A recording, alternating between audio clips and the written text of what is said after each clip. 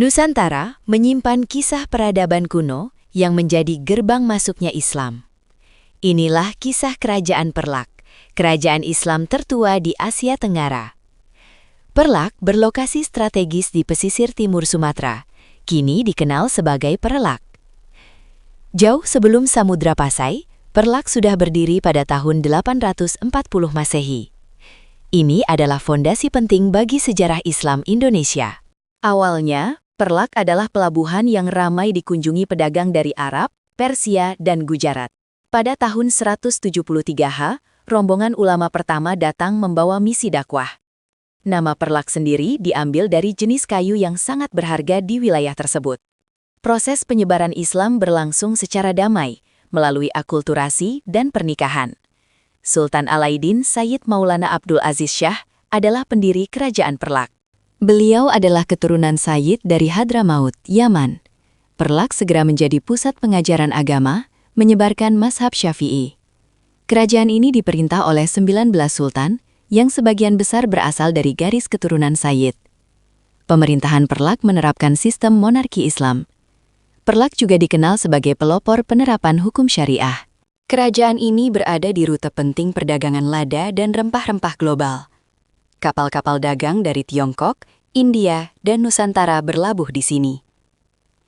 Perlak mencetak mata uang sendiri, menunjukkan kemandirian ekonomi. Abad ke-10 hingga ke-12 menjadi puncak kejayaan Perlak. Perlak menjalin hubungan diplomatik dengan kerajaan-kerajaan tetangga seperti Sriwijaya. Budaya lokal Aceh bercampur harmonis dengan pengaruh Islam. Beberapa ratu memegang peran penting dalam menjaga stabilitas politik.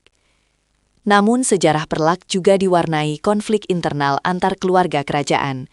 Perbedaan pendapat tentang garis keturunan sering memicu perpecahan. Tercatat ada faksi yang cenderung Syiah dan faksi yang teguh Sunni. Sultan Muhammad Alauddin Sayyid Maulana Abdul Qadir Shah memindahkan ibu kota. Lada adalah komoditas andalan yang menjamin kekayaan kerajaan. Perlak menjadi kota bandari yang berfungsi ganda sebagai benteng pertahanan. Ajaran tasawuf dan sufi juga berkembang pesat di Perlak. Di bawah Sultan Muhammad Malikul Mansur, stabilitas kembali tercapai. Pernikahan politik menjadi cara ampuh untuk meredakan ketegangan. Kerajaan menghadapi ancaman dari ekspansi kerajaan-kerajaan besar lainnya. Armada Laut Perlak dikenal kuat dalam menjaga Selat Malaka. Perlak melahirkan banyak ulama dan kodi yang berpengaruh. Pengaruh Islam meresap ke dalam seni, arsitektur, dan adat bestiadat. Pada abad ke-13, kekuatan baru muncul di dekatnya, Kerajaan Samudra Pasai. Posisi strategis Perlak mulai tergerus oleh Samudra Pasai. Konflik internal kembali memuncak menjelang akhir abad ke-13. Para pemimpin menyadari pentingnya persatuan menghadapi tantangan. Perlak memutuskan untuk bergabung dengan Samudra Pasai melalui pernikahan politik. Sultan Muhammad Malikul Mansur menikahkan putrinya dengan Raja Samudra Pasai. Merger ini menciptakan kekuatan maritim Islam yang jauh lebih besar. Samudra Pasai menjadi pewarisah dan melanjutkan warisan Perlak. Meskipun telah melebur, jejak Perlak tetap terasa kuat di Aceh. Perlak adalah tonggak pertama yang membuktikan eksistensi negara Islam di Nusantara. Sayangnya, sedikit peninggalan fisik Perlak yang tersisa. Sejarah Perlak kini menjadi bagian tak terpisahkan dari identitas Aceh. Kisah Perlak terutama dikemukakan dalam naskah kuno seperti Hikayat Raja-Raja Pasai. Kerajaan Perlak adalah bukti betapa dinamisnya sejarah awal Islam di Nusantara.